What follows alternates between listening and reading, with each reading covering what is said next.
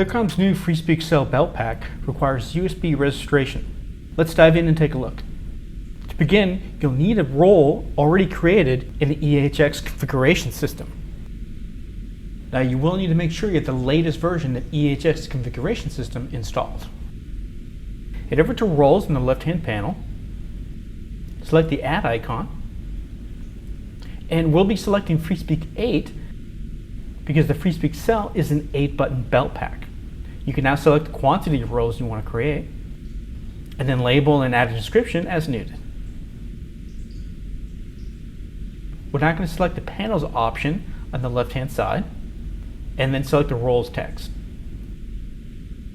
You can now configure the buttons for the particular role as needed. We're now ready to begin USB registration on the FreeSpeak Cell belt pack. Navigate to Hardware and then select Access on the left-hand side. You can now select USB registration and you'll receive a pop-up. We can now plug in the USB-C cable from the belt pack to your computer. Press the play icon to begin the initial scan.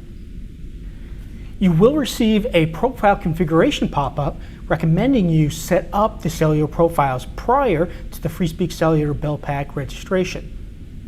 We're going to skip this for now, and for added details on cellular profile configuration, visit the additional FreeSpeak Cell training videos.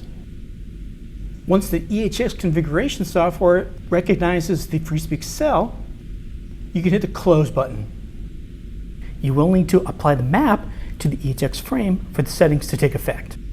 Without this step, the FreeSpeak Cell belt pack won't be integrated into the system. You now go ahead and access the role from the belt pack directly. In addition, behind the battery compartment is an ID number.